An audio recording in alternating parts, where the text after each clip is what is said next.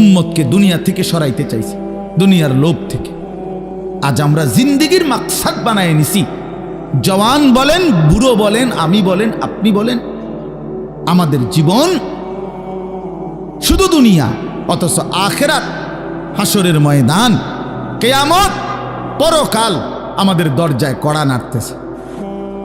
প্রতিনিয়ত আমাদের সামনে যে মানুষগুলো মৃত্যুবরণ করতেছে, এরা যেন আমাদেরকে হাত নেড়ে নেড়ে, করা নাইরা নাইরা যেন বলতেছে, আখিরাতের দিকে যাচ্ছি, তুমিও আইসো। ঠিক না? এই জন্য কবর জিয়ারতের দোয়া আছে সালামের সাথে। ওমর ফারুক ভাই নিরা না, হারে বেটা, বেচারা আমার তে বড় বক্তা, ওরা নিচে বলছে, হায় হায় সার। তো কবর জিয়ারতের দোয়ার মধ্যে, সালামের মধ্যে এটা অংশ আছে, আনতুম লানা সালাফুন ওয়া নাহনু লাকুম তাবাউন। হে কবরবাসী, আপনি তো আমার আগে চলে গেলেন, অচিরেই আমি আপনার পিছনে পিছনে আসতেছি। ওয়া নাহনু লাকুম তাবাউন, আমরা আপনার পিছনে পিছনে আসতেছি। আপনাকে সালাম, আপনাকে সালাম। এইভাবে তো আল্লাহ নবী সাল্লাল্লাহু আলাইহি ওয়াসাল্লাম কোরআনের আয়াতগুলো, সূরাগুলো অধিকাংশই আপনাদেরকে, আমাদেরকে ভাই বুঝাইতে চাইছে আখিরাত, পরকাল। কত ভাবে ইকতারাবা লিন্নাসি হিসাবুহুম ওয়া হুম ফি গাফলাতিন মুরিদুন। আল্লাহ তাআলা বলে, বান্দা, হিসাবের সময় তো কাছাইয়া গেল, আখিরাত তো চলেই আসলো, কিয়ামত তো চলেই আসলো, আজও তো তুমি গাফিল হয়েই রইলা। 40 বছর হয়ে গেছে, 1 বছর শেষ হইছে, এভাবে বুঝি নাফরমানিতে পড়ে রইলা বান্দা। 365 দিনে কোনদিন ছেলেরা, তোমরা যারা ফজরের নামাজ পড়ো না, তুমি বলো না বাপ, এত শক্ত, এত পাষাণ কেমনে হইলা? 1টা বছর কোনদিন ফজরের নামাজ পড়ো নাই, এত বড় নিকৃষ্ট জানোয়ার মুসলমানের বাচ্চা কেমনে হয় বলেন? এত বড় জানোয়ার একটা মানুষের বাচ্চা কেমনে হয়? এটা কি পরিমাণ হাইওয়ান, এটা কত বড় হাইওয়ান, এটা কত বড় জন্তু, কত বড় পশু। 1 বছর 365 দিনে এই হাইওয়ান কোনদিন ফজরের নামাজ পড়ে না। শুধু 1 বছর, খবর নিলে দেখবেন 10 বছর, খবর নিলে দেখবেন 5 বছর। জানোয়ারের মতো, ইহুদির মতো, খ্রিস্টানের মতো চুল রাইখা তৃপ্তি বোধ করে। এর চাইতে অসভ্যতা, এর চাইতে নিকৃষ্ট রুচি, এত বিকৃত মানসিকতা কোন জন্তু জানোয়ারেরও হয় না বেটা, জন্তু জানোয়ারের। তোমরা যে সমস্ত ছেলের চুল ইহুদির মতো, খ্রিস্টানের মতো, বেঈমানের মতো বেটা, তুমি একদম নিম্ন রুচির মানুষ, একেবারে ফসা মানুষ বেটা, তুই বেটা ফালতু লোক বেটা, তুই বেটা, তোর কোনো রুচি বলতে কিছু নাই বেটা, তোর কোনো রুচিবোধ নাই বেটা। কার মতো মুসলমানের বাচ্চা হইয়া, মুসলমানের ঘরে জন্ম নিয়া বেটা, আল্লাহর আজান শুনলি, ডান কানে বাম কানে তোরে আজান দিছে, এক পবিত্র মা তোরে 2টা বছর দুধ পান করাইছে বেটা, কোন শরমে বেটা তুই ওই বেঈমানদের মতো চুল কাটলি বেটা? ওদের কোনো জাতপাত আছে বেটা? ওদের কোনো ইজ্জত আছে না সম্মান আছে? আল্লাহ তাআলা কোরআনুল কারীমে বলছে, ইন্নামাল মুশরিকুনা নাজাস। কোরআনের আয়াত কিনা? আল্লাহ বলছে সমস্ত মুশরিক নাপাক, নাজাসুন নাজাস। সমস্ত ইহুদি নাপাক, সমস্ত খ্রিস্টান নাপাক, সমস্ত হিন্দু নাপাক, সমস্ত বৌদ্ধ নাপাক, সমস্ত নাস্তিক নাপাক, সমস্ত মুরতাদ নাপাক, সমস্ত বেঈমান নাপাক।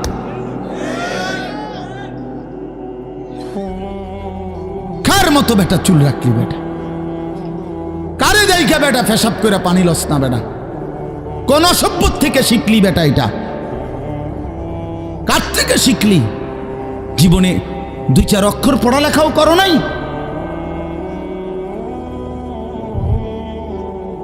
2-4 শব্দ পড়ো নাই তোমরা ছেলেরা?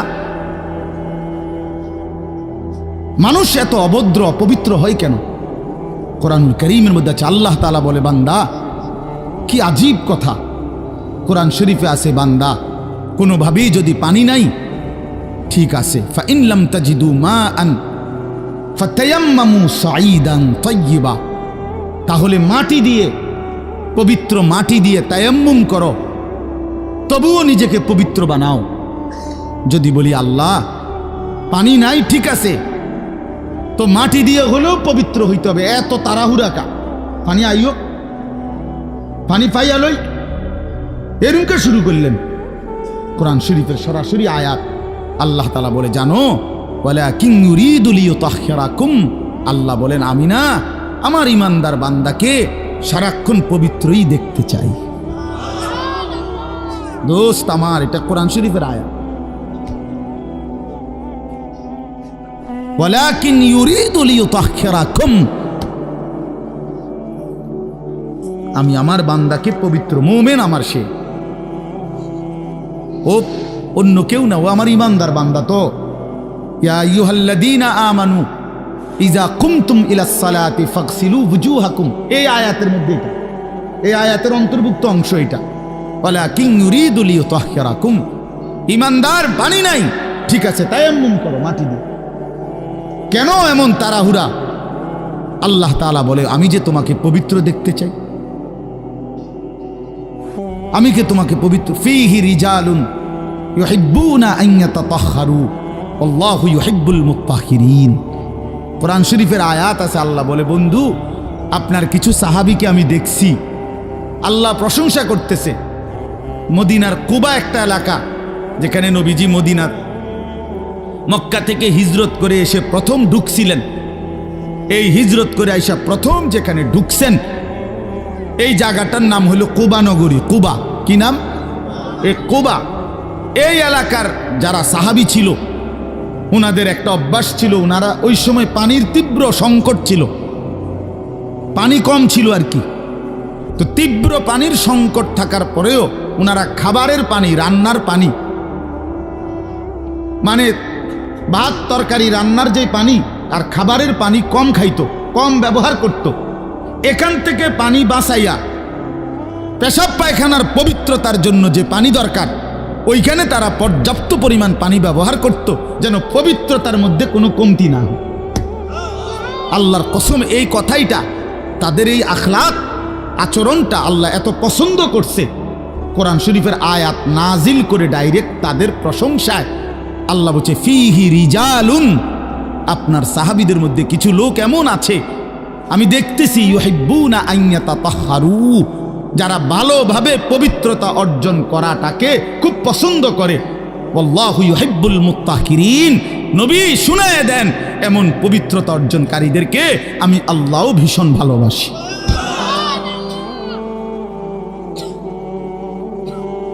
তোরে আল্লাহ ঘৃণা করে। যুবক, তোদের যাদের প্যান্টে পেশাব, তোরা যারা টয়লেট পেপার ব্যবহার করো না, তুই নিকৃষ্ট রুচির মানুষ বেটা, ফালতু বেটা, ফালতু বেটা। চুল কেবল চুলের পিছনের দিকে ফিরাস বেটা, হাইতে মানে একটা কেমন লাগে। হ্যাঁ, সামান্য সামান্য সহপাঠী বা সামান্য সেরকম আর সেরকম লাগতেছে তোরে দোস্ত, জিঙ্গাইলে না বলে সেরকমটা কেডা? সেরকম ঠিক আছে লাগতেছে, আমিও কই, কিন্তু সে কে যার মতো লাগতে আছে? হেইতে কেডা যে যার মতো? সেরকম তো বুঝছি, সেরকমটাকে। সেরকম কি গাঁজাখোর, না ফুট্টাখোর, না বাবাখোর, না ডাইলখোর, না হারামখোর, না মদখোর, না ইয়াবাখোর? কার মতো লাগতেছে তারে জিঙ্গা?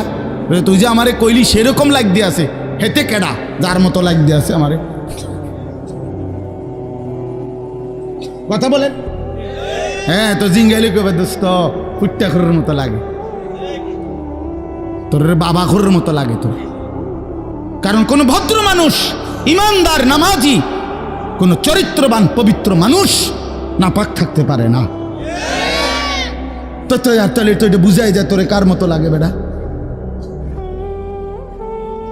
হ্যাঁ নাই তো হে বলুক যে দোস্ত তোর চুল দেখে মনে হয় বুড়া বাইজিদ বসতাম, তোর একদম জোনায়েদ বাগদাদির মতো লাগতে আছে এমন নি, তাহলে তোর চোর ডাকাইতের মতোই তো লাগে। আস্তাগফিরুল্লাহ আস্তাগফিরুল্লাহ। প্রিয় ভাই আমার, বন্ধু আমার, আখিরাত যেন ভুলে না যাই। মহান আল্লাহ পাক রব্বুল আলামিন এই কোরআনুল কারীমের মধ্যে বারবার আমাদেরকে আখিরাত মনে করাইছে। আমাদের জিন্দেগি ঈমানের জিন্দেগি, আমাদের জিন্দেগি পবিত্র জীবন ভাইয়া। আমরা শুধুই দুনিয়ার জন্য না, কতজন কতভাবেই তো ইন্তেকাল করে, মৃত্যুবরণ করে, কিন্তু শাহাদাতের মৃত্যু শ্রেষ্ঠতম মৃত্যু। এবং শহীদি মৃত্যু মানে জীবন, যেটা বলল গজলের মধ্যে ওই লাইনটা আছে। তো আসলে কোরআনুল কারীমের মধ্যে আছে, আল্লাহ তাআলা বলেন ওয়ালা তাকুলু লিমান ইউকতালু ফি সাবিলিল্লাহি আমওয়াত বাল আহইয়াউন। আল্লাহর পথে যারা শাহাদাত বরণ করে তোমরা তাদেরকে মৃত বলো না, বরং আল্লাহ নিজে বলতেছেন বাল আহইয়াউন, বরং তারা জীবিত, নিঃসন্দেহে জীবিত। রাসূলুল্লাহ সাল্লাল্লাহু আলাইহি ওয়াসাল্লাম বলেন সবুজ পাখির ভিতরে তাদের রূহ জান্নাতের মধ্যে ঘুরতে থাকে। এজন্য সাইয়্যিদুনা ওমর রাদিয়াল্লাহু তাআলা আনহু আজীবন তিনি শাহাদাত কামনা করতেন। আল্লাহুম্মা ইন্নী আসআলুকা শাহাদাতান ফি সাবিলিক ওয়া ফি বালাদি রাসূলিক। হযরত ওমর রাদিয়াল্লাহু তাআলা আনহু বলতেন যে আল্লাহ, আমি আপনার কাছে শহীদি মরণ চাই এবং নবীর শহরে মরতে চাই, মদিনায়। তো আল্লাহ তাআলা ঠিক যেভাবে দোয়া করছেন আজীবন, ওইভাবেই আল্লাহ তাআলা ওনার দোয়া কবুল করছেন। উনি মদিনাতেই ইন্তেকাল করছেন এবং শাহাদাতের মৃত্যু। ফজরের নামাজের ইমামতি অবস্থা মসজিদে নববীতে প্রথম কাতারে উনি ইমামতি করতেছিলেন। একজন অগ্নিপূজক কাফের ছদ্মবেশে চাদর দিয়ে শরীর ঢেকে এই বেঈমান ফজরের নামাজের ইমামতি করতেছেন ওমর রাদিয়াল্লাহু তাআলা আনহু। এই সময় ওনার কোমরের মধ্যে ছুরি মারছে, 7-8টা ছুরির ঘাই দিছে। এই অবস্থায় তিনি রক্ত অঝরে ঝরতে শুরু করছে। তো উনি চাপ দিয়া ধইরা আগে পেছন কাতার থেকে, প্রথম কাতার থেকে হযরত আব্দুর রহমান ইবনে আউফ রাদিয়াল্লাহু তাআলা আনহুকে টেনে ইমামের জায়গায় না দাঁড় করায়া, তো বলছে আব্দুর রহমান আগে ফজরের নামাজ শেষ করো, তারপরে তোমরা আমারে ধইরো। তো উনি কাটা মুরগির মতো পাশে এই ব্যথায় তড়ফাইছে, কিন্তু সাহাবায়ে কেরাম আগে নামাজ পড়ছে, এরপরে উনারে ধরছে। তো এই আঘাতেই উনি শাহাদাত বরণ করছে। তো শহীদি মৃত্যুও হয়েছে, আবার রসুলের শহরেই মদিনাতেই মৃত্যুবরণ করছে। এবং সবচেয়ে আশ্চর্যের কথা হলো উনি হলেন শহীদে মেহরাব, মেহরাবের শহীদ, অর্থাৎ নামাজের এই জায়গায় রাসূলুল্লাহ সাল্লাল্লাহু আলাইহি ওয়াসাল্লাম আজীবন যেখানে ইমামতি করতেন সেইখানে তিনি শাহাদাত বরণ করছেন। আল্লাহ ওনাকে কিভাবে কবুল করছে।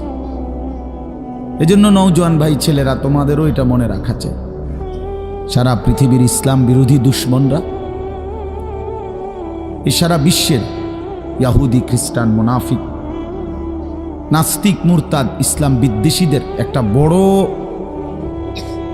ষড়যন্ত্র, তাদের একটা বড় মেন এজেন্ডা হলো সারা পৃথিবীর মুসলমানদের দিল থেকে জিহাদ ফি সাবিলিল্লাহ, আল্লাহর রাস্তায় জিহাদ এবং শাহাদাত এই শব্দ যেন ভুলে যায়। ভোগ বিলাসিতা, দুনিয়া প্রীতি, দুনিয়া নিয়ে ব্যস্ত থাকা, এই অর্থ সম্পদ, বাড়ি ঘর, দালান, বিল্ডিং, খাট, পালং, সোফা, ফার্নিচার, আর ছেলেপেলেরা মোবাইল, বন্ধুদের আড্ডা, খামখেয়ালি, মানে এর মধ্যেই ডুবে থাকুক, অসভ্যতার মধ্যে, দুনিয়া বাড়ানোর মধ্যে পড়ে থাকুক। এটা হলো বেঈমানের সমস্ত ষড়যন্ত্রের মূল।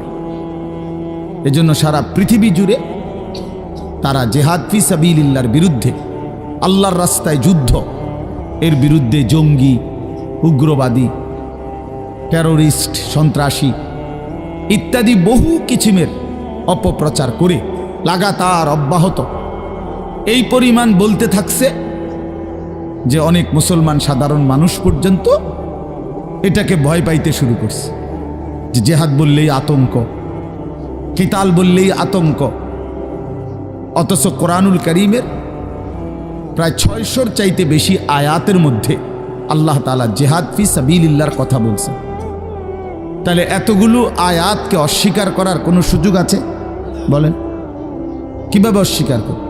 কোরআনুল কারীমের একটি শব্দ কেউ যদি অস্বীকার করে তাহলে তো সে কাফের, সে তো বেঈমান। তাহলে কোরআনুল কারীমের মধ্যে আল্লাহ তাআলা বারবার এই কথা স্পষ্ট বলছে।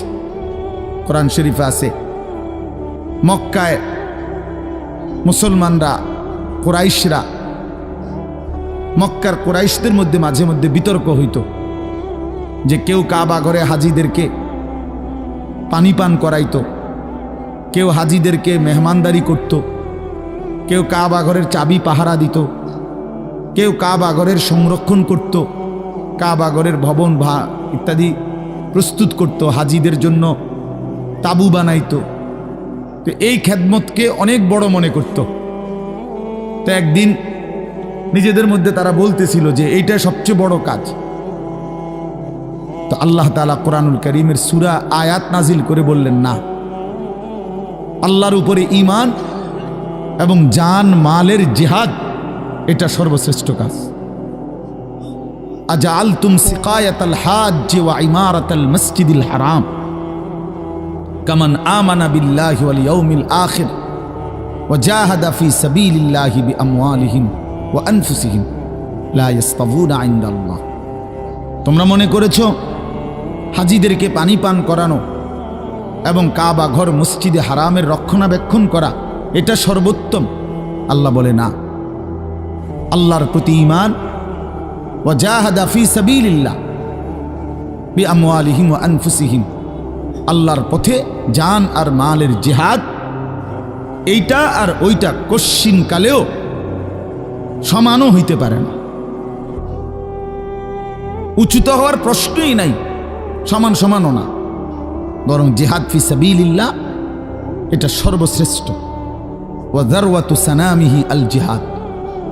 আল্লাহর নবী সাল্লাল্লাহু আলাইহি ওয়াসাল্লাম বলেন, ইসলামের সর্বোচ্চ চূড়া জিহাদ ফি সাবিলিল্লাহ। কি বলেন? সবাই বলেন, ছেলেরা বলো ভাই, এই শব্দটা বলো, জিহাদ ফি সাবিলিল্লাহ। আজ তোমরা ভুলে গেছো। আজ অসংখ্য যুবক ছেলে, কিশোর ছেলে জানেও না এই শব্দ। 16, 17, 18 বছরের ছেলেরা রাসূলুল্লাহ সাল্লাল্লাহু আলাইহি ওয়াসাল্লামের জামানায় পুরা দমে যুদ্ধ করছে, পুরা দমে। 17, 18 বছরের অসংখ্য সাহাবী, 20 বছরের অসংখ্য সাহাবী যুদ্ধের ময়দানে সেনাপতি ছিলেন। উহুদের যুদ্ধে সর্বপ্রথম আল্লাহর নবী সাল্লাল্লাহু আলাইহি ওয়াসাল্লাম উহুদের যুদ্ধের দিন, ইসলামের ইতিহাসের অত্যন্ত ভয়ানক একটা যুদ্ধের নাম হল উহুদের যুদ্ধ, যেখানে 70 জন সাহাবী শাহাদাত বরণ করছিলেন।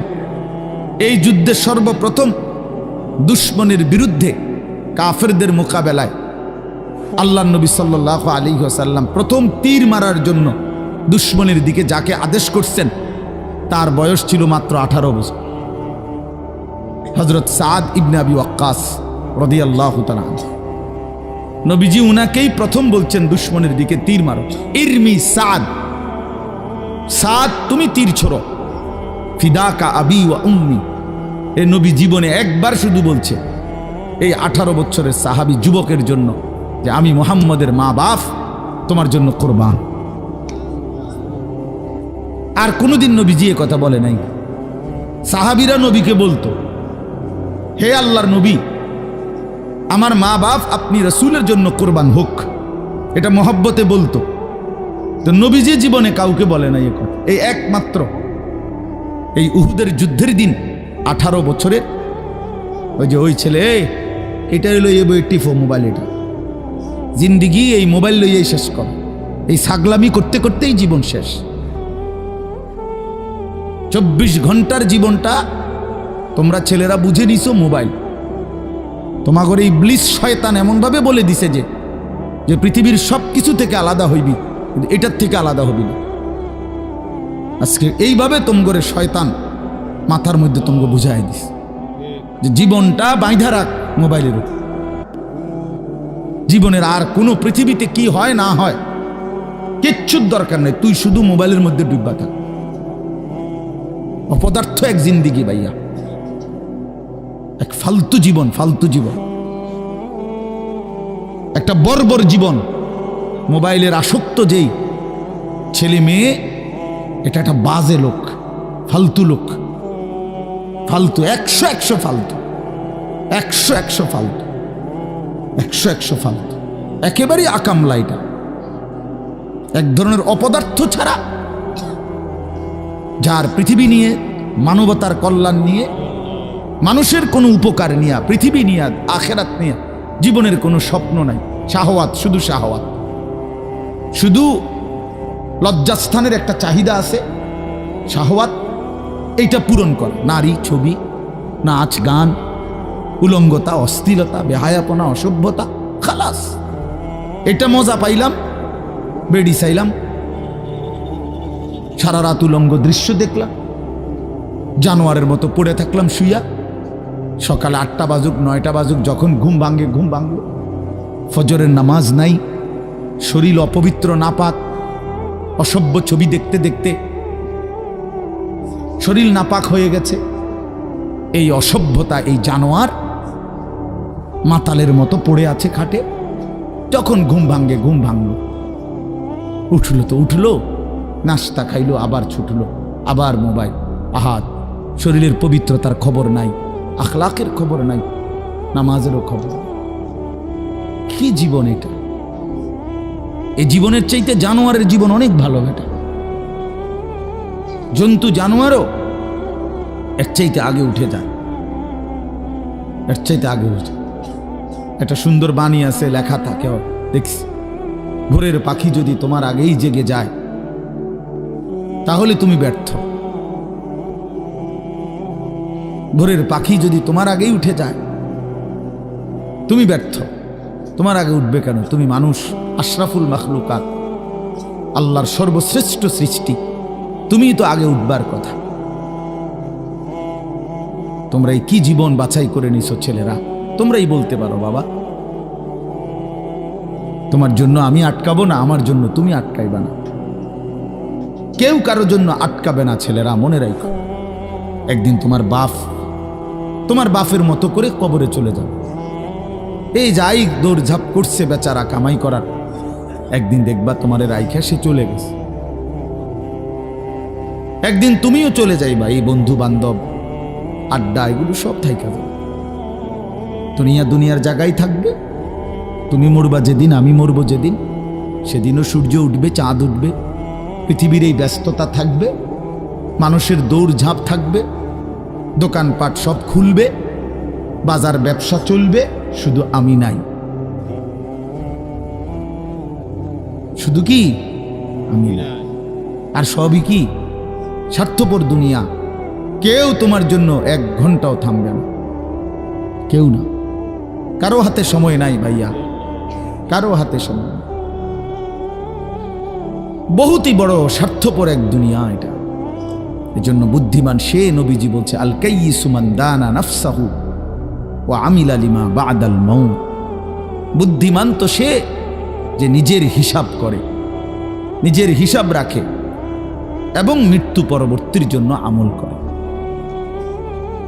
রাসূলুল্লাহ সাল্লাল্লাহু আলাইহি সাল্লাম বলছেন, এক সাহাবী জিজ্ঞেস করছে, ইয়া রাসূলুল্লাহ, মান আকিয়াসুন নাস ওয়া আহজামুন নাস? সবচেয়ে বিচক্ষণ, বুদ্ধিমান, বিবেকবান কে? নবীজি সাল্লাল্লাহু আলাইহি ওয়াসাল্লাম বলেন, আকসারুহুম যিকরান লিল মাউত বেশি বেশি যে মৃত্যুকে স্মরণ করে, ওয়া আকসারুহুম ইস্তিআদাদান লিল মাউত, এবং বেশি বেশি যে মৃত্যুর জন্য প্রস্তুতি গ্রহণ করে, সে বুদ্ধিমান, সে বুদ্ধিমান। কুরআনুল কারীমের মধ্যে আল্লাহ তাআলা বলেন, ওয়া ইন্নাদ দারাল আখিরাতা লাহিয়াল হায়াওয়ান।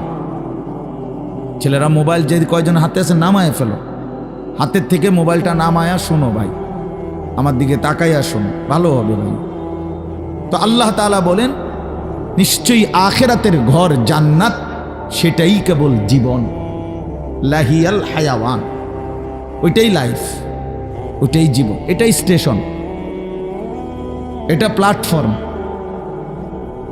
এজন্য ট্রেন স্টেশনে যত অত্যাধুনিক এসি থাকুক, বাসের প্ল্যাটফর্মে যত অত্যাধুনিক রুমে হোক, লোকটা কেবল ছটফট করে, একটু পরপর ঘড়ি দেখে, টিকিট দেখে, বাইরে উকি দেয়, বাস আইয়ে না। আরে ভাই এরম করেন কেন, এসি চলতেছে, বসে না থাকবে। আর ধর্মে আপনার কথা বইয়ে থাকতে মাইছি ঠিকই না বলে, অথচ কোনো সমস্যা নাই, এতটা অত্যাধুনিক রুম এখানে, তারা নাস্তা টাস্তা দিয়েছে, কিন্তু হের কেবল গরিসা, সে কেবল টিকিট চায়, সে কেবল জিগা কি ভাই আইলুনি, ট্রেন আসছে না, কারণ এটা যে প্ল্যাটফর্ম, সে এখানে বসতে আসে নাই। রব্বুল আলামিন বলে, বান্দা বিশ্বাস করো, এটা প্ল্যাটফর্ম। মালি ওয়ালিদ দুনিয়া। রাসূলুল্লাহ সাল্লাল্লাহু আলাইহি ওয়াসাল্লাম, হাই উম্মত, দুনিয়ার সাথে আমার কিসের সম্পর্ক? কি সম্পর্ক? ইন্নামা মাসালি ওয়া মাসালুদ দুনিয়া কারাকিবিন ইস্তাযাল্লা তাহতা শাজারাতিন সুম্মা রাহা ওয়া তারাকাহা। হাদিস। নবীজি বলছে আমার উদাহরণ দুনিয়ার সাথে কেমন শোনো, এমন এক পথিক লম্বা পথে বহু দূর কোথাও যাবে, রওনা দিছে, প্রচণ্ড রৌদ্র, ভীষণ রৌদ্রে পথিক এতটাই ঘামে ভিজে গেছে যে এই জন্য সে একটা গাছের নিচে একটু বাতাসের জন্য একটু বসছে, শরীরটা যাতে একটু ঠান্ডা হয়, গরম লাগতেছে। তো কিছুক্ষণ পরে শরীরটা যখন একটু ঠান্ডা লাগছে, একটু বিশ্রাম করছে, তা আবার সেই পথিক তার মূল গন্তব্যের দিকে রওনা দিয়ে চলে গেছে। তারা কাহা, গাছটাকে গাছের জায়গাতেই রেখে গেছে। নবীজি বলেন ঠিক এমন আমি তো আখিরাতের প্রতীক, আমি তো জান্নাতের যাত্রী, আমি তো আখিরাতের মুসাফির, আমি তো যাচ্ছি সেখানে। যাওয়ার পথে মাঝখানে 60 বছর, 63 বছর, 40 বছর, 50 বছরের একেবারে সামান্য একটু সময় ওই গাছের নিচে দুনিয়ায় একটু বিশ্রাম করলাম, একটু বসলাম, আবার একটি নির্দিষ্ট সময় পরে আমি আমার আপন গন্তব্য আখিরাতের দিকেই রওনা দিলাম। দুনিয়া দুনিয়ার জায়গায় রয়ে গেল, দুনিয়া দুনিয়ার জায়গাতেই রয়ে গেল, দুনিয়া পড়েই রইল। কি ভাই বুঝতেছেন এই কথাটা? রাসূলুল্লাহ সাল্লাল্লাহু আলাইহি ওয়াসাল্লাম বলেন, ইয়াকুলু ইবনু আদম মালি ওয়া মালি। কি আজীব হাদিস শুনেন। নবীজি বলেন, হায় বনি আদম সারাক্ষণ কেবল বলে আমার মাল, আমার মাল। দেখছেন গাড়িটা আমার, এই বাড়িটা আমার, এই 10 শতক জমি আমার, এই সোফাগুলো আমার, এই খাট আমার। আল্লাহ নবী সাল্লাল্লাহু আলাইহি ওয়াসাল্লাম বলেন, হাল্লাকা ইবনা আদম মিন মালিক, কোথায় তোমার মাল? এই বনি আদম মাল তোমার বলতে কে বললো এগুলো তোমার? এগুলো যদি তোমারই হয় তো তুমি যেহেতু চিরস্থায়ীভাবে দুনিয়া থেকে কবরের দিকে চলে যাচ্ছ, এগুলো সাথে নিচ্ছ না কেন? তোমার জিনিস কার জন্য রেখে যাচ্ছ? এই বেটা, ওয়াহাল্লাকা ইবনা আদম মিন মালিক, কিরে বনি আদম তোর মাল কই? তোর যদি হয় নিচ্ছ না কেন এগুলো? ও মানে মোবাইল আমার, তো আমি এটা নিয়ে যাবো না সাথে এখন, না কেন থুয়ে যাবো? কথা বলেন না কেন?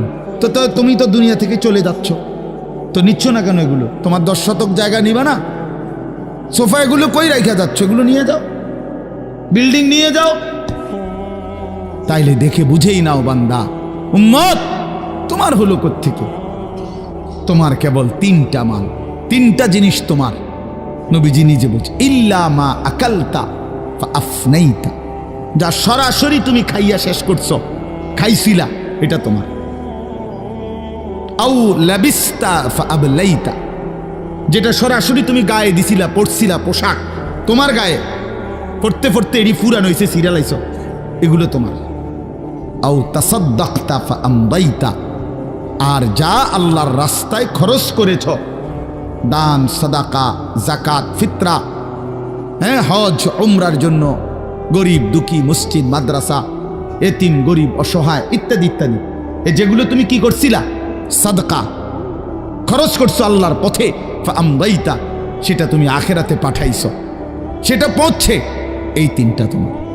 ওয়ামা সিওয়া যালিকা, আর এই ছাড়া বাকি সব ফাযাহিবুন, তোমার থেকে সরে যাবে, চলে যাবে, ওয়া তারিকুহু লিন্নাস, মানুষের জন্যই রেখে যাবে। কি অসাধারণ হাদিস, কি চমৎকার ভাবে নবীজি ব্যাখ্যা করে বুঝাইছেন। ইয়াতবাউল মাইয়িতা সালাসাতুন ফায়ারজিউ ইসনান ওয়া ইয়াবকা ওয়াহিদুন। নবীজি বলেন মানুষের কবরস্থানে তিন জিনিস তার সাথে যায়, দুইটা ফিরে আসে, একটা থেকে যায়। একটা থেকে যায়, যাওয়ার সময় যায় তিনটা। এক নম্বর মালুহু ওয়া আহলুহু ওয়া আমালুহু, তার কিছু মাল, ওই যে লাশের খাটিয়া, আগরবাতি, এই জাতীয় সামান্য কিছু মাল, তার এগুলো তার সাথে যায়। তার পরিবারের এলাকার কিছু সদস্য সাথে যায়, আর তার সারা জিন্দিগির আমল সাথে যায়। তো ফায়ারজিউ আহলুহু ওয়া মালুহু, অতঃপর তার মাল আর তার বংশধর ফিরে চলে আসে। ওয়া ইয়াবকা আমালুহু, কবরে শুধুই তার আমলটুকু থেকে যায়। কি সুন্দর হাদিস, চিন্তা করে দেখেন। রাসূলুল্লাহ সাল্লাল্লাহু আলাইহি সাল্লাম বলেন, নবীজি বলেন, লাউ আন্না লি ইবনি আদামা ওয়াদিয়াম মিন যাহাবিন, উম্মত শুনো, বনি আদম কত লুভী, শোনো, মানুষ কত লুভী হয়, দুনিয়া লুভী কি পরিমাণ লুভী হয়, যার কলজার ভিতরে একবার আখেরাত ভুলে গেছে। বিশ্বাস করেন ভাইয়া, ছেলেরা তোমরাও বোঝো ভাইয়া, দুনিয়া যার কলজার ঢুকছে, নারীর লোভ, সম্পদের লোভ, অর্থের লোভ, নেতাগিরির লোভ, তো আল্লাহ রাসূল সাল্লাল্লাহু আলাইহি সাল্লাম বলেন, এই দুনিয়া লুভিকে, বনি আদমকে যদি একটা পাহাড় পরিমাণ স্বর্ণ দেওয়া হয়, লা আহাব্বা আন ইয়াকুনা লাহু ওয়াদিয়ান, সে মনে মনে চাইবে যদি তাকে দুইটা পাহাড় স্বর্ণ দেওয়া হইতো। একটা পাহাড় মানে কি 200 কেজি মাটি, হ্যাঁ, কথা বুঝছেন? একটা পাহাড়ের মধ্যে 200 কেজি মাটি, তো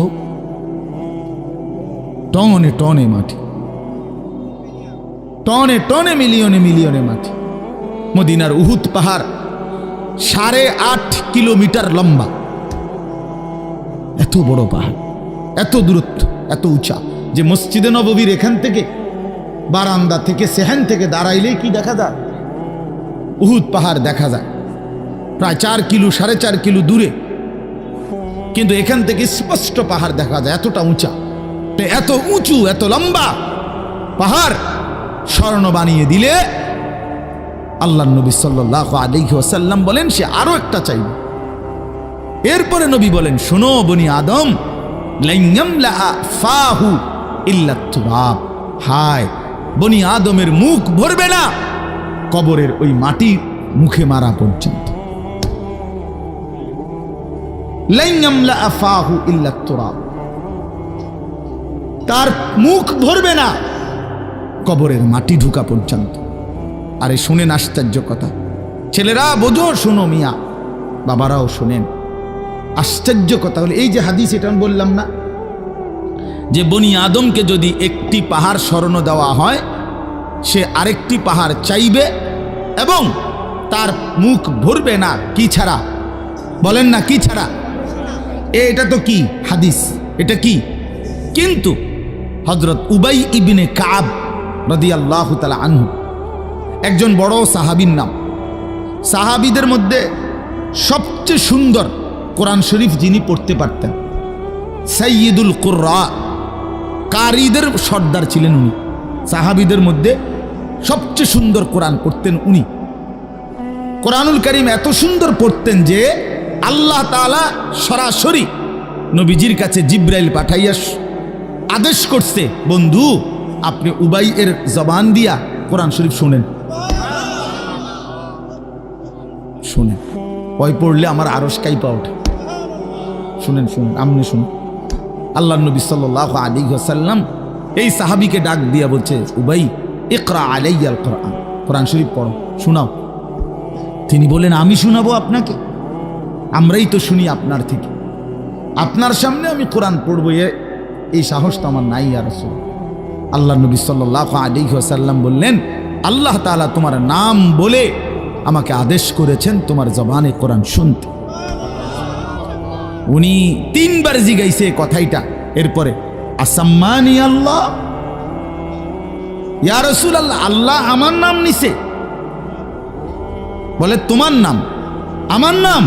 হ্যাঁ তোমার নাম। আমার নাম? বলছে হ্যাঁ তোমার নাম। ফাবাকা, তিনি প্রচন্ডভাবে কাঁদতে শুরু করছে আর বলছে, হায় নবী, এক গোলামের এর চাইতে বড় সৌভাগ্য আর কি হইতে পারে যে তার মনিব তার নাম নিয়েছে, তার মালিক তার নাম নিছে। এর চাইতে বড় ভাগ্য আমার জীবনে আর কি হতে পারে যে আমার আল্লাহ আমার নাম নিছে। যাই হোক, আমার বলার উদ্দেশ্য হলো, এই সাহাবী উবাই ইবনে কাব বলেন, এই যে হাদিস এটা নবীজি আমাদেরকে এত বেশি বার বলছে, বারবার বলতেন। আমরা প্রথমত কুন্না নারা, একার সরাসরি তাফসিরে আছে, কুন্না নারা হাদা মিনাল কোরআন, আমরা এটাকেই মনে করতাম যে এটা কোরআনের আয়াত।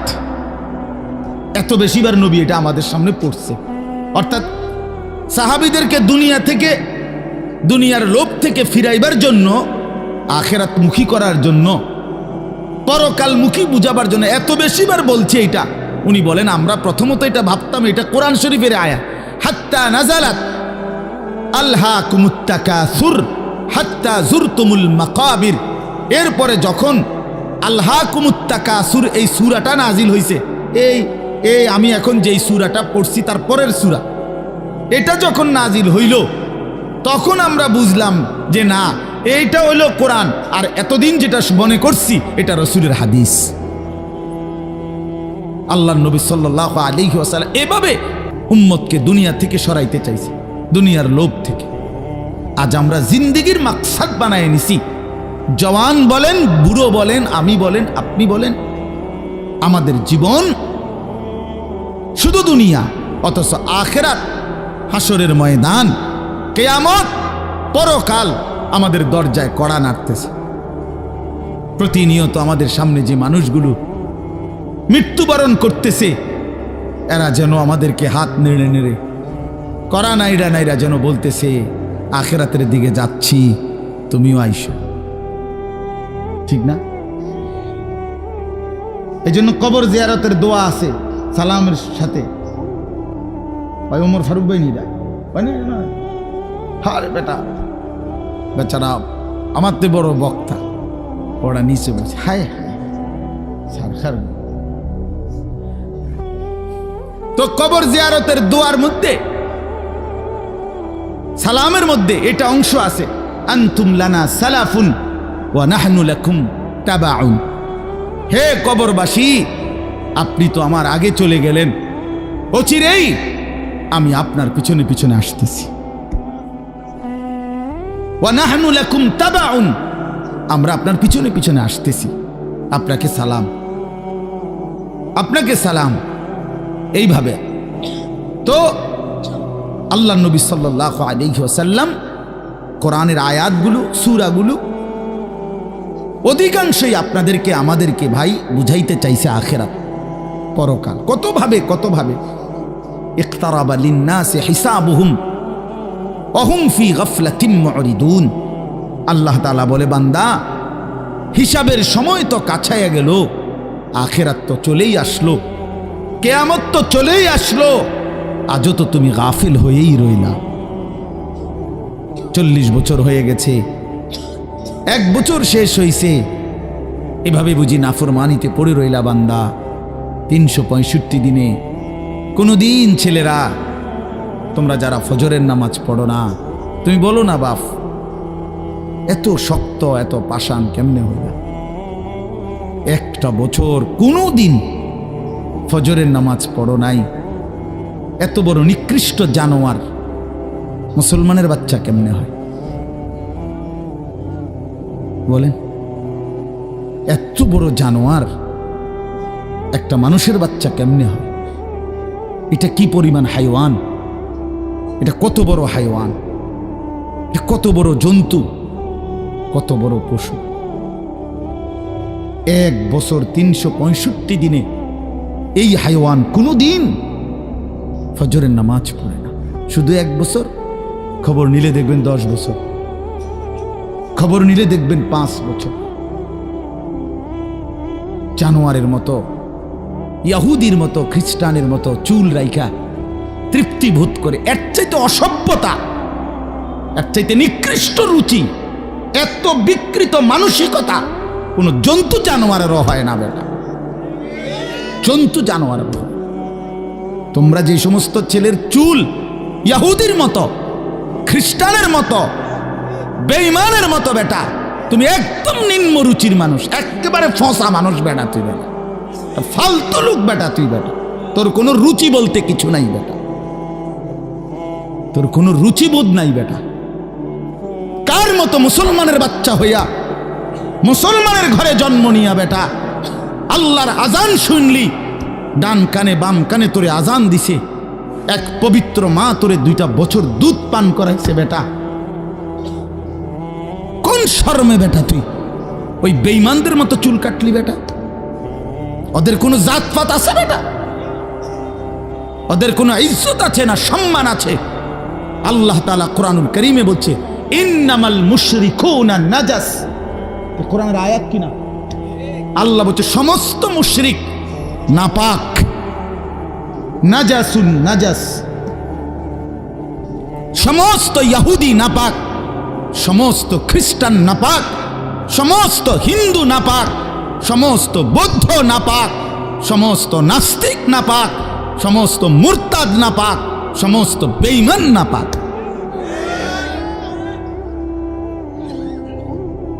কার মতো বেটা চুল রাখলি বেটা? কারে দেখা বেটা পেশাব করে পানি লস না বেটা?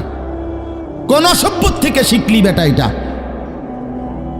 কার থেকে শিখলি? জীবনে 2-4 অক্ষর পড়ালেখাও করো নাই?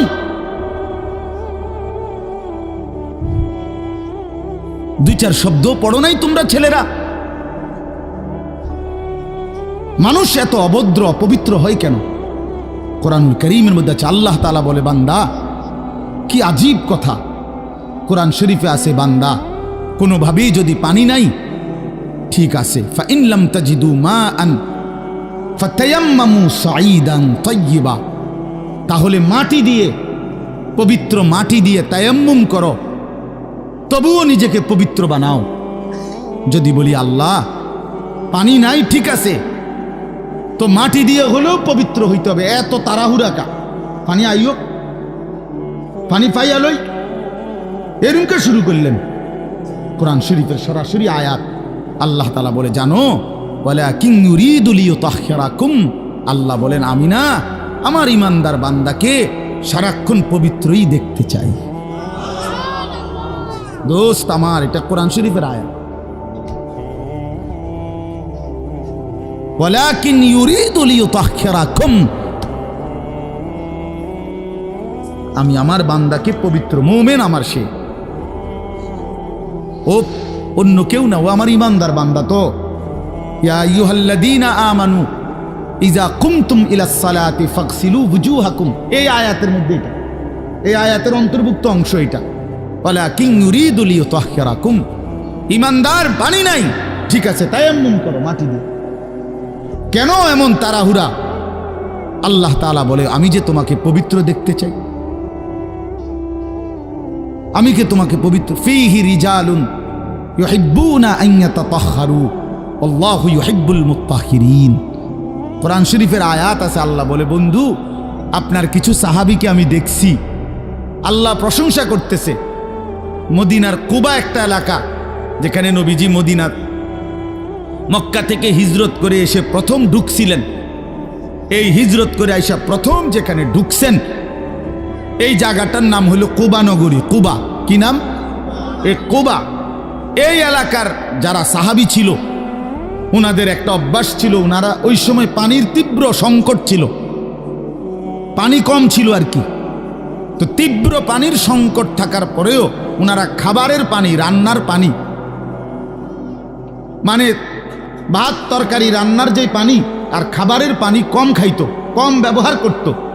এখান থেকে পানি বাঁচাইয়া পেশাব পায়খানার পবিত্রতার জন্য যে পানি দরকার, ওইখানে তারা পর্যাপ্ত পরিমাণ পানি ব্যবহার করত, যেন পবিত্রতার মধ্যে কোনো কমতি না হয়। আল্লাহর কসম, এই কথাইটা, তাদের এই আখলাক আচরণটা আল্লাহ এত পছন্দ করছে, কোরআন শরীফের আয়াত নাজিল করে ডাইরেক্ট তাদের প্রশংসায়। আল্লাহ বলছে ফিহি রিজালুন, আপনার সাহাবীদের মধ্যে কিছু লোক এমন আছে আমি দেখতেছি, ইউহিব্বুনা আন ইয়াতাতাহহারু, যারা ভালোভাবে পবিত্রতা অর্জন করাটাকে খুব পছন্দ করে। আল্লাহু ইউহিব্বুল মুত্তাহিরিন, নবী শুনায়ে দেন এমন পবিত্রতা অর্জনকারীদেরকে আমি আল্লাহও ভীষণ ভালোবাসি।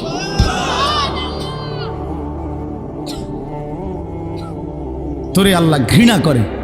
যুবক, তোদের যাদের প্যান্টে পেশাব, তোরা যারা টয়লেট পেপার ব্যবহার করো না, তুই নিকৃষ্ট রুচির মানুষ বেটা, ফালতু বেটা, ফালতু বেটা। চুল কেবল চুলের পিছনের দিকে ফিরাস বেটা, হাইতে মানে এটা কেমন লাগে? হ্যাঁ, সামান্য সামান্য সহপাঠী বা সামান্য সেরকম দার সেরকম লাগতেছে তোরে দোস্ত, জিঙ্গাইলে না বলে সেরকমটা কেডা? সেরকম ঠিক আছে লাগতেছে, আমিও কই, কিন্তু সে কে যার মতো লাগতে আছে? হেইতে কেডা যে যার মতো? সেরকম তো বুঝছি, সেরকমটাকে। সেরকম কি গাঁজাখোর, না ফুট্টাখোর, না বাবাখোর, না ডাইলখোর, না হারামখোর, না মদখোর, না ইয়াবাখোর? কার মতো লাগতেছে তারে জিঙ্গা? তুই যে আমারে কইলি সেরকম লাগতে আছে, হেতে কেডা যার মতো লাগতে আছে আমারে? কথা বলেন। হ্যাঁ, তো জিঙ্গাইলে কবে দোস্ত ফুট্টাখোরের মতো লাগে, তোর বাবাখোরের মতো লাগে তোর। কারণ কোন ভদ্র মানুষ, ইমানদার, নামাজি, কোন চরিত্রবান পবিত্র মানুষ নাপাক থাকতে পারে না। তো তাহলে তো এটা বুঝাই যায় তোরে কার মতো লাগে বেটা। হ্যাঁ, নাই তো হে বলুক যে দোস্ত তোর চুল দেখে মনে হয় পুরা বাইজিদ বসতাম, তোর একদম জোনায়েদ বাগদাদির মতো লাগতে আছে, এমন নি? তাহলে তোর চোর ডাকাইতের মতোই তো লাগে। আস্তাগফিরুল্লাহ, আস্তাগফিরুল্লাহ। প্রিয় ভাই আমার, বন্ধু আমার, আখিরাত যেন ভুলে না যাই। মহান আল্লাহ পাক রব্বুল আলামিন এই কোরআনুল কারীমের মধ্যে বারবার আমাদেরকে আখিরাত মনে করাইছে। আমাদের জিন্দিগি ঈমানের জিন্দিগি, আমাদের জিন্দিগি পবিত্র জীবন ভাইয়া। আমরা শুধুই দুনিয়ার জন্য না, শুধু দুনিয়ার জন্য, দুনিয়ার জন্য আল্লাহ তাআলা কোরআন শরীফ আছে ওয়াদারনি ওয়াল মুকাদ্দিবিনা উলিন না'মাতি ওয়া মাহিলহুম কালিলা। আল্লাহ বলছে, হে আমার বান্দারা, নাফরমান পাপীদেরকে অল্প সময়ের জন্য দুনিয়া ভোগ করতে দাও, ওদেরকে দুনিয়া খাওয়াইয়া পড়াইয়া এরপরে আমি নিয়ে আসবো, আমি এজন্যই বানাইছি। কিন্তু তোমরা মুমিন, তোমরা ইমানদার, তোমাদেরকে আমি আল্লাহ তাআলা জান্নাতের জন্য বানাইছি, জান্নাতের জন্য। উইদ্দাত লিল মুত্তাকিন, মুমিনদের জন্যই জান্নাত, মুত্তাকিদের জন্যই জান্নাত। একটা বেঈমানও জাহান্নাম থেকে মুক্তি পাবে না। কোনো কাফের, কোনো বেঈমান, কোনো হিন্দু, কোনো বৌদ্ধ, কোনো ইহুদি, কোনো খ্রিস্টান, কোনো নাস্তিক, মুরতাদ পরকালে, পরকালে এক ঢোক, এক জাররা, এক লোকবা, এক ঢোক পানি মিলবে না, সুখ মিলবে না। ঈমানবিহীন সমস্ত ভালো কাজ আখিরাতের বিচারে পরিত্যক্ত, মরদুদ, বাতিল। ঈমান শর্ত। মৃত্যু পরবর্তী যেই কোনো বিনিময়ের জন্য, উত্তম বিনিময় পেতে হলে কি লাগবে?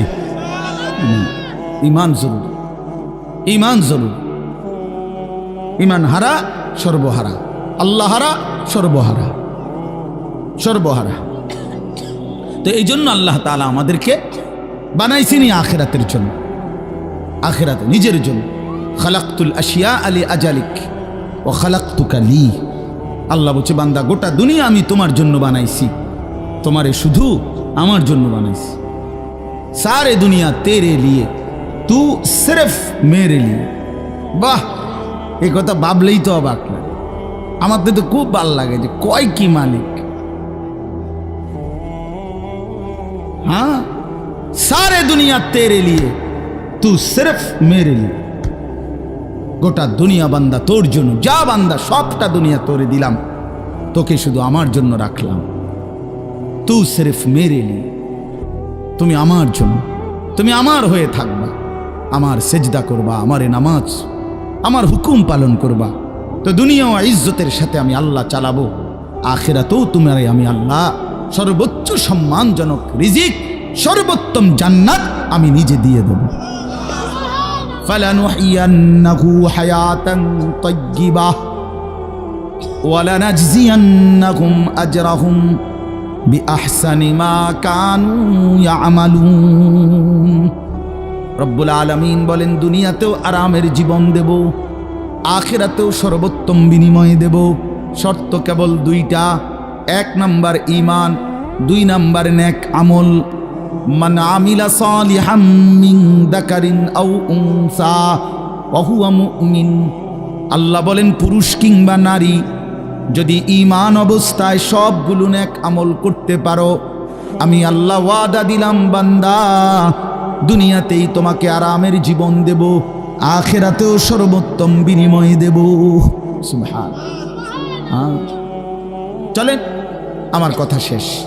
আমার বাপ আমি এবার তর্জমা শুনাই, তাইলেই কথা শেষ। হাফেজ আমিন ভাই অনেক মহব্বত করছে, এই মাদ্রাসার মাহফিলে আসার সুযোগ হয়েছে, এতটুকুই। আরও ওলামায়ে কেরাম, আমাদের আল্লামা মুফতি আমজাদ হুসাইন সাহেব হজরত অনেক অসুস্থ, উনি আজকে অনেক দিন ধরে ডেঙ্গুতে আক্রান্ত। আজকেও আসরের পরে কথা বলছি, খুব আস্তে আস্তে কথা বলে, খুব ক্লান্ত, দুর্বল। তারপরও আমারে বলছে যে আমিন ভাইয়ের মাহফিল আমি একটু লেগে হইলো আসমু। আমাদের আজকে যে একজন মৌলানা শেষ বয়ান করবে, আপনার অসাধারণ। আপনাদের ছেলেদেরকে তোমাদেরকে বলি, বাপ আমার অনুরোধ রইল, আমার এই কথাটা রাইখো, তোমরা ওর বয়ান শুনো। আমি নিজেও ওর বয়ান শুনি, আমি নিজেও এর বক্ত। অসাধারণ বয়ান করে সে, হজরত মৌলানা মুফতি ইউসুফ বিন ইকবাল, তার বয়ান চমৎকার একেবারে। আল্লামা মুফতি আরিফ বিন হাবিব যেমন সব কথা হাদিস থেকে বলে, এই নওজোয়ান মাওলানাও ঠিক এরকম অনর্গল রাসূলুল্লাহ সাল্লাল্লাহু আলাইহি সাল্লামের হাদিস বলতে থাকে। হ্যাঁ, এজন্য সবাই ইনশাআল্লাহ এই মাওলানার বয়ান শুনবার চেষ্টা করবেন। তো তরজমাটা শুনেন। আল্লাহ তাআলা মূল বক্তব্য এটাই যে আল্লাহ আমাদেরকে আখিরাত মনে করাইতে চাইছে। কি? কোরআনুল কারীমের 30 নম্বর পারা 101 নম্বর সূরা আল কারিআহ, এই সূরার আল্লাহ বলেন আল কারিআতু মাল কারিআ। আল কারিআ অর্থ হলো যেটা দরজায় আঘাত করে, খটখট খটখট আওয়াজ করে, এই খটখটকারী। আল্লাহ বলেন মাল কারিআ, বলো তো খটখটকারী বলতে কি? ওমা আদরাকা মাল কারিআ। আবারও বলছি নবী আপনাকে জানতে চাচ্ছে, জানেন এই আঘাতকারী খটখটকারী কি? আল্লাহ বলেন সেটা হলো আখিরাত, কিয়ামত, যেটা আপনার কাছে প্রতিদিন আমাদের কাছে খটখট করে আমাদের দরজায় যেন ঘন্টা বাজাইয়া বলে যাচ্ছে যে কিয়ামত তো চলেই আসলো। আখিরাতের প্রস্তুতি কি হলো বলো? ওই মানুষ তো মরে গেল দেখলা, তুমিও তো মরে যাবা, তোমার প্রস্তুতি কি বলো? এক লোকের জানাজা যাচ্ছিল, লাশ, তো এক বুজুর্গ আল্লাহওয়ালা ওই সামনে দাঁড়ানো, তো ওনার পাশের এক লোক বলতেছে কার জানি কবর, কার জানি মৌত হইল, আহারে কার জানি কার জানি। তখন তিনি বললেন হয় তোমার মরণ হইল নয়তো আমার মরণ হইল। মানে এইটা ভাবো যে হয় তোমার মরণ হইছে নইলে কার মরণ হইছে? আমার মরণ হইছে। আর ভাবো সে তো মৃত্যুবরণ করছে, তিনটা অবস্থা তার শেষ।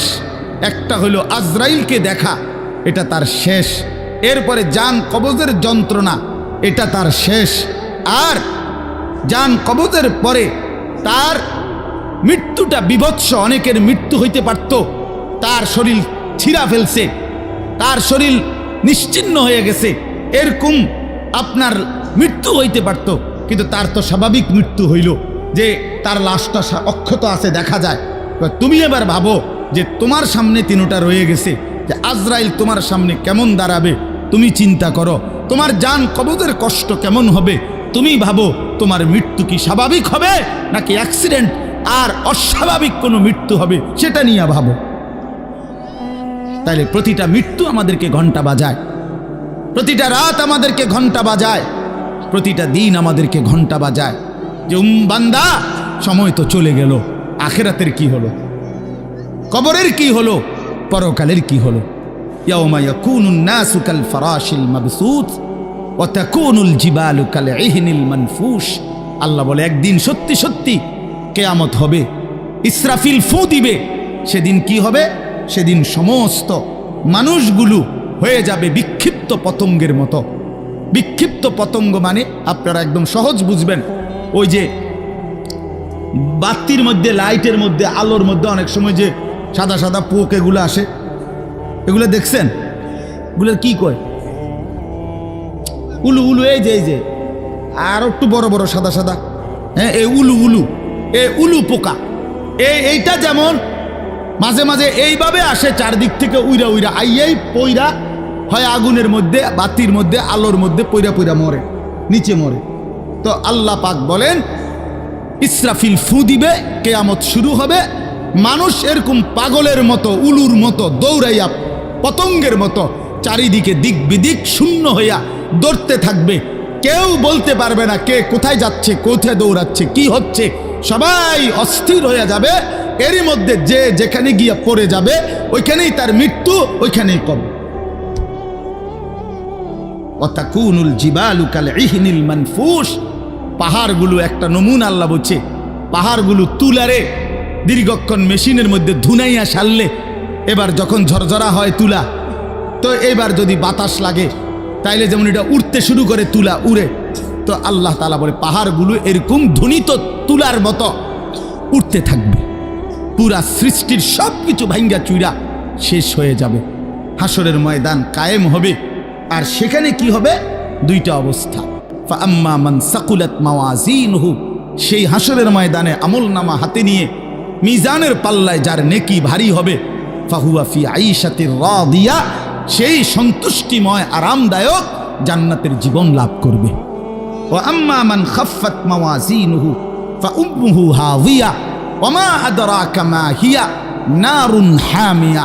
আর যার আমলনামা মিজানের পাল্লায় ওজন দেওয়ার পরে হালকা হবে, গুনাহ ভারী হবে, নেকি হালকা হবে, আল্লাহ তাআলা বলেন তার ঠিকানা হবে হাবিয়া নামক জাহান্নাম।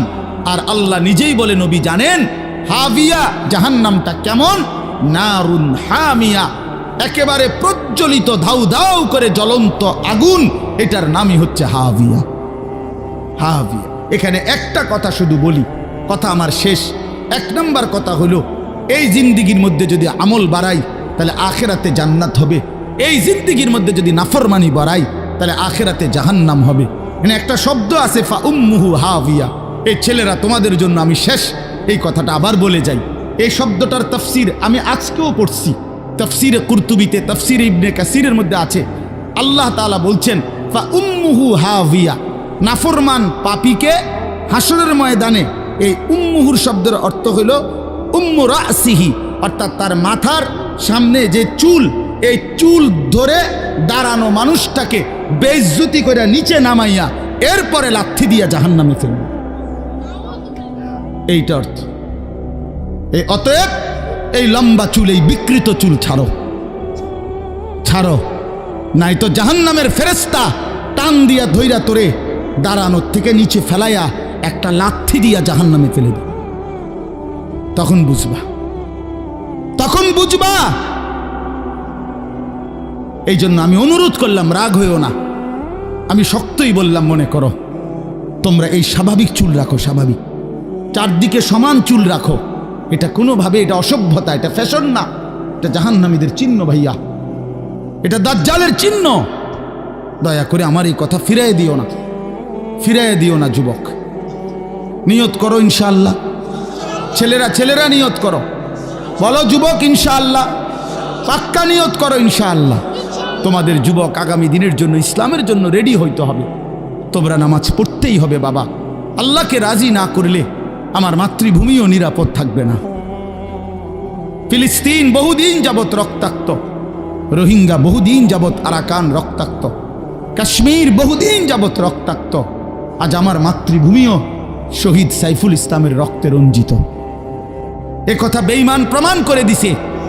ইসকনের গুন্ডারা, সন্ত্রাসীরা, এই বেঈমানরা প্রমাণ করে দিছে যে মুসলমান সুযোগ পাইলে তোদের কাউরে ছাড়বো না। কি হুজুর, কি পাবলিক, কেউরে ছাড়বো না। হ্যাঁ, বইয়া বইয়া মোবাইল টিপো, বইয়া বইয়া নারী দেখো। একদিন যখন বেঈমান গর্দানে ছুরি রাখবে, সেদিন বুঝবা আল্লাহ কি জিনিস, আল্লাহ কি জিনিস। এজন্য মরলে যদি ঈমানের সাথে মরতে পারি, সেজদা দিয়ে মরতে পারি, আল্লাহর গোলামি করে মরতে পারি, তো এই জীবন যদি চলেও যায়, রক্তে যদি জমিন ভেসেও যায়, কোনো অসুবিধা নেই। ঠিক কিনা বলেন না কেন? মরণ যখন শহীদে মরণ, খালাস, কোনো সমস্যা নাই। ঈমানের মৃত্যু ব্যর্থ না, শহীদের মৃত্যু ব্যর্থ না। কিন্তু যদি নাফরমানির মৃত্যু হয়,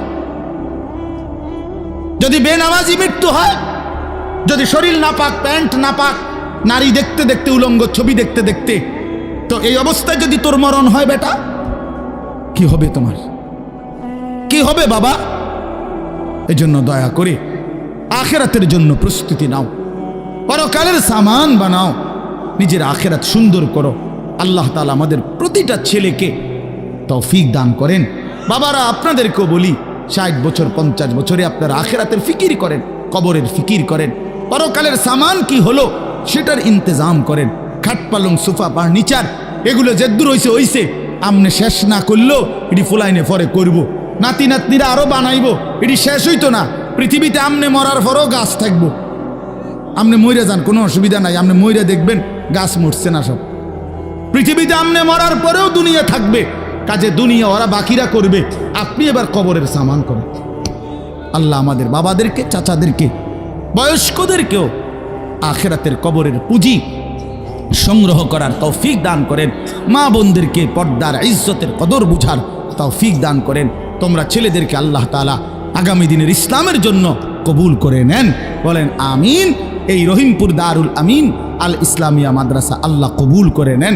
এশার নামাজ পড়ে আবার যথারীতি বয়ানে বসেন, ওলামায়ে কেরামের নসিহত শুনে একসাথে শেষ করে দোয়া করে যাবেন। আল্লাহ তৌফিক দান করেন।